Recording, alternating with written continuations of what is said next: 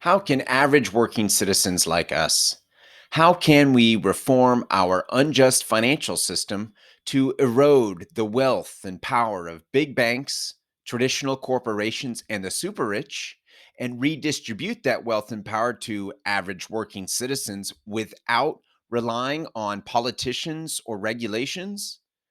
This is the question we ask on the Crowd Effect podcast. I am your host, Paul Lovejoy, activist, investment advisor, and founder of Stakeholder Enterprise. On today's show, we are going to talk about how we react to an unjust financial system. Now, prior to 2008, I noticed that our financial system wasn't playing on we weren't playing on an even playing field. And that is because I witnessed the .com crash and saw that the people who were the biggest losers were average working citizens. The venture capital firms, they made their money. How they make their money is they invest in the ground floor, and then they have their exit and they make their big profits when these companies go public. Well, what happened was the companies, these .com, these early internet companies, they went public, and um, people had a real thirst for getting in some of this .com, but the average person could only get in during this initial public offering, and that's the opportunity that average people had was on the stock market, Nasdaq, and so that's what people did. They invested a lot of money, thinking that, oh yeah, I'm gonna make it rich like these venture capital firms. Well, the venture capital firms, they made money off the general public by buying into these IPOs, which were worthless essentially. Now, I don't have any evidence to show that a lot of venture capital firms knew that these new .com companies were worthless. But it seems shady to me. How could they not know, especially now knowing that they probably had some look inside of what was going on. So I noticed this that the average working citizen lost big time on the .com crash, but I didn't really I didn't do anything about it. My reaction was that okay, well I'm not going to invest in the stock market in .com, although I did do some investments in the stock market, but I stayed away from the .com companies. Instead, I focused on real estate. And in 2002, I started a family real estate investment company with my two brothers and my mother. And from 2002 until 2008, we had some good success.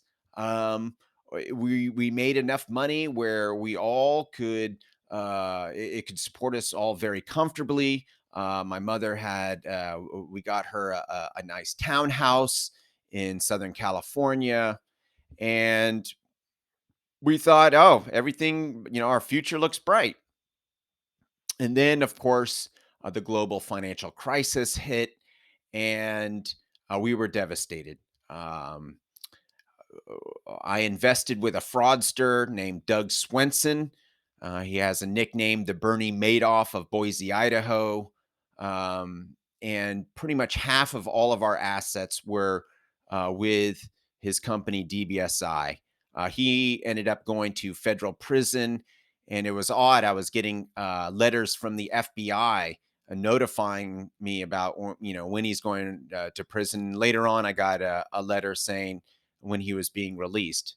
But he did serve some time. I don't remember how much time, but something it was better than nothing. Um, anyways, um, my reaction to 2008 was really two part. I first was in denial, but I also had anger and denial. So it was an interesting year for me in 2008. I got married in May of 2008, and my wife, we were living in California, and she got accepted to do a pediatric residency at Miami Children's Hospital. So in June, she went out to Miami, and I was trying to sell my home in Summerlin, California. And in the summer of 2008, obviously it didn't sell. I ended up leaving in September to meet up with my wife in Miami, and I instead rented the house. Later at the end of September, that's when everything started to fall apart. Um, the crisis was in full swing by October, and I was going through a transition period, so there was a lot of denial for me, and I didn't tell anybody. I didn't say. I was ashamed of what happened. I wasn't going around saying, "Hey, I lost, all this money." No, that wasn't. And so I kind of pushed it in the back of my head. I was angry, and the anger part, that was what spurred me to um, volunteer for the Barack Obama campaign and the Get Out the Vote effort in Florida. And so that's what I did in October. I volunteered for the campaign, and um, and that effort. Afterwards, after he got elected, I was still in denial, and I was still telling people that I was a real estate investor.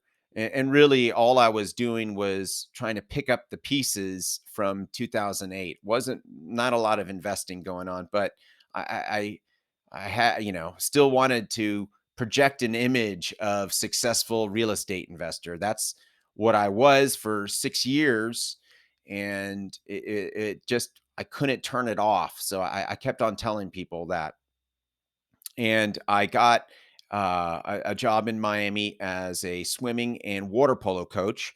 I was doing that prior in California part time, also doing the real estate investment. I had a great life. I earned a living through real estate investments, and I got to coach water polo, a passion of mine. I played in college, and it's something I really enjoy doing. But now in Miami, it was how I was making money. And it's not a lot, let me tell you, being a coach, and I was even a club coach as well. So I was trying to get as many hours as possible. It was very humbling doing that, but I didn't have to face that uh, I didn't have to face my failures. I got to just dive into something that I enjoy, which was coaching water polo. And and we stayed in Miami until for 3 years. Her residency lasted for 3 years, and then in 2011, um, she got a fellowship in pediatric gastroenterology in Oklahoma City. So we moved from Miami to Oklahoma City, and this is when there's no water polo in Oklahoma, and I knew I had to kind of face my failures. I had to face it, and so I decided to get my real estate license, and just going through the process of it was somewhat traumatic because I did have to face it, and facing it it my I reacted with kind of more shame, more guilt. Um, it eroded my self respect. I didn't have much confidence in my abilities, and so getting my license, I didn't. Instead of trying to start my own real estate business, I ended up working for um, a top producing agent, which was great. He was a real great guy. I consider him a friend today. Um, and I really enjoyed my time working with him, but it wasn't like I was really trying to um, break out of the break out of my mold and follow my own passions. Instead, I was just kind of skate along. But I did make an effort to kind of face my own um, mistakes. So my reaction was denial and anger, and I was blaming corporations. I was blaming the big banks getting bailed out. I was blaming the super rich.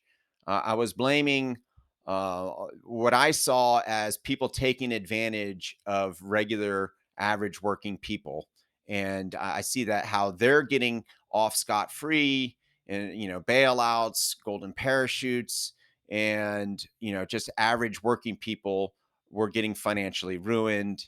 My house in Summerlin, I stopped paying the mortgage on that in October of 2008, and but I still was collecting rent, and it was really the only way that I could sustain my mother's place where she was in California. And so that I limped along, and it was surprising. There were so many foreclosures happening that the bank didn't even start my foreclosure um, for years. I was getting rent for years without paying any mortgage, and it really was lucky because that's how we were able to continue supporting my mother, and so she wouldn't be kicked out of her home at that stage. Eventually, there was a short sale in 2012, I think it was, but the only reason why it didn't get foreclosed on sooner was just because of this giant backlog um, that the banks have. I may have continued to pay my mortgage for a few months after 2008. I don't quite remember. Probably I did. It was probably after a few months where I just saw the writing on the wall. The savings was being depleted, and I stopped. Um, Anyways, I reacted with anger, and I was blaming other people, but nothing was getting solved, and only brought conflict into my life. And in 2016, that's when all this political um, discourse and just almost seemed like hatred of someone from another political party. It that it just didn't sit right with me. It I was already miserable as is, kind of hiding in the shadows, just being an assistant. Not that there's anything wrong with it, but I felt like I was capable of so much more. And also, I was still ashamed because my wife thought she was marrying one person, and a successful real estate investor. Now she's stuck with this guy, and I was thinking of myself as a loser, and not in a good place mentally. And being not being in a good place mentally, I having this political discourse, and I was taking it personally. I just but I didn't also think I wasn't taking sides anymore because I saw that my volunteering efforts for Barack Obama, it just didn't pan out. I didn't see any real change happen, and I wanted to do something. I didn't want to. All I did was vote. Voting is important, but I also wanted to do something. I wanted to take action, take steps.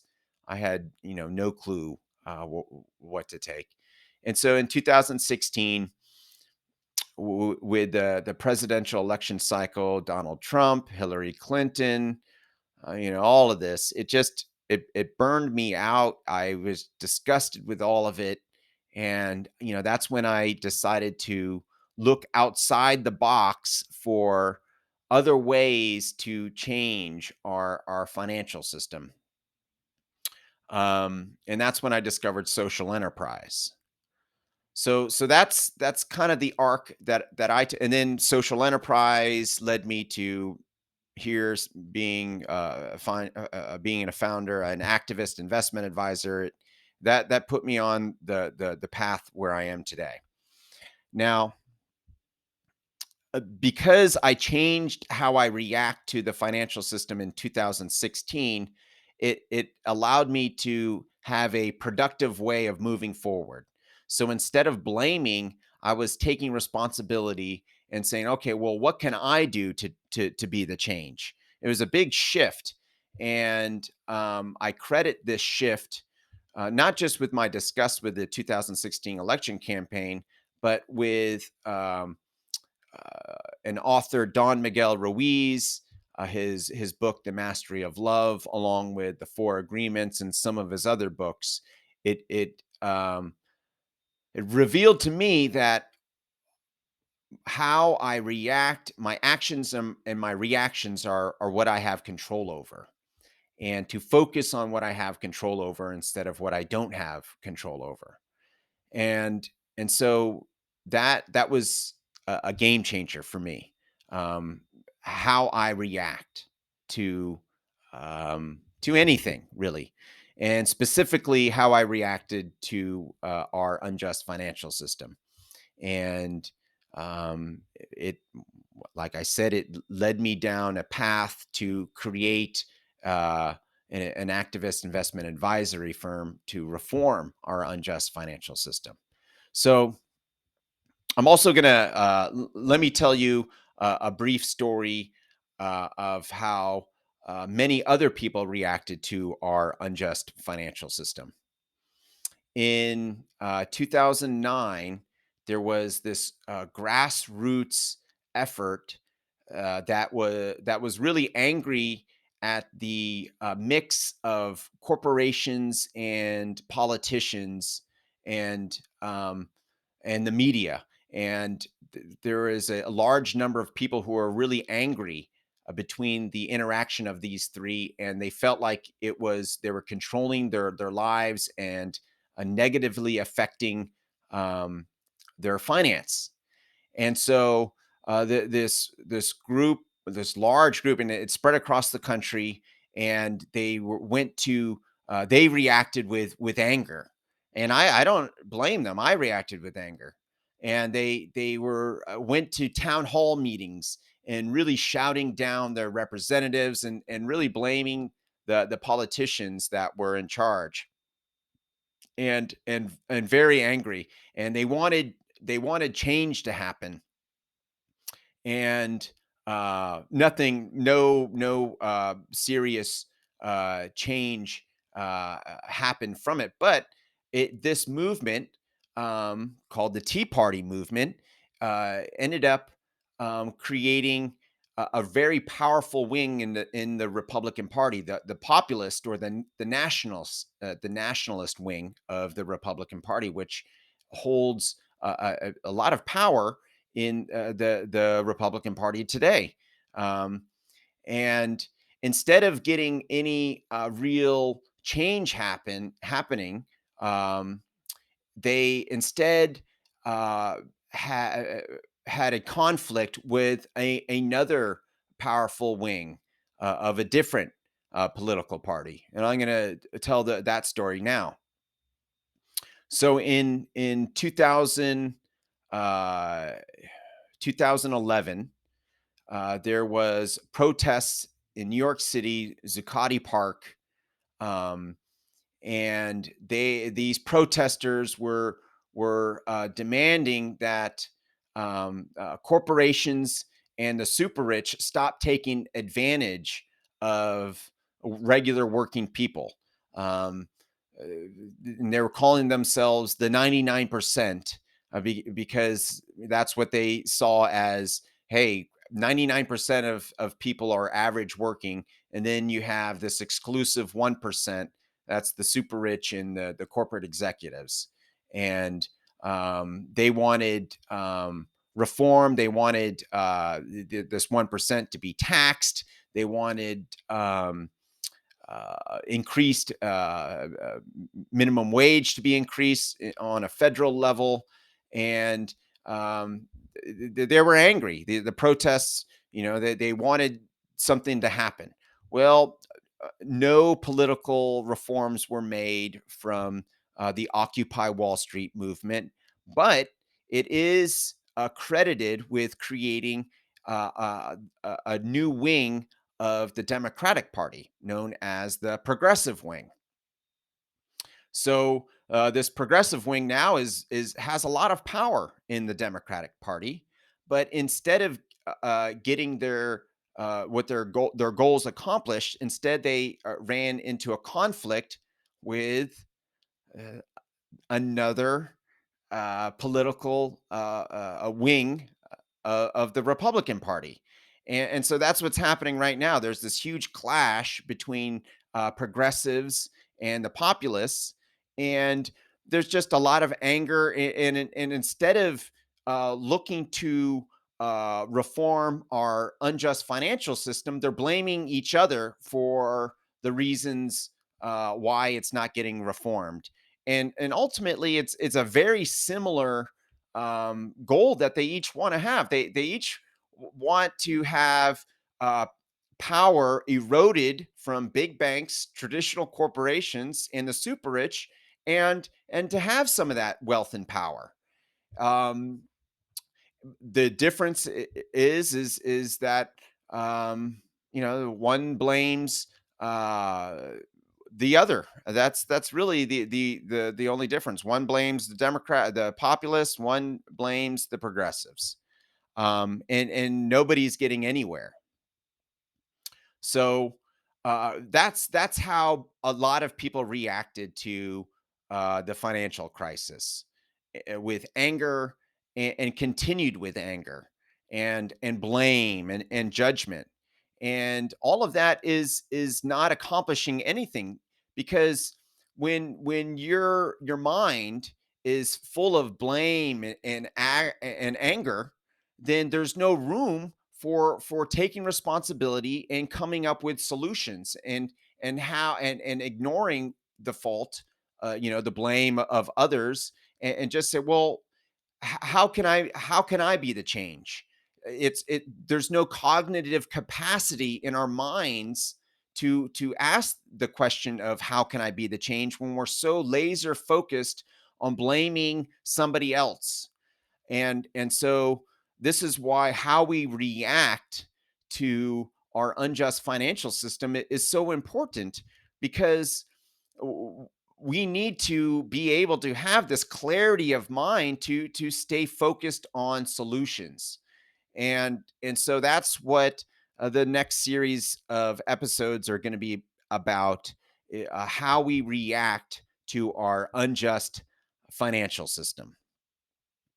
So tomorrow we're going to dig deeper into this. And that's all we have for today. But I do want you to remember that I am a crowd investor, and I see you are one too.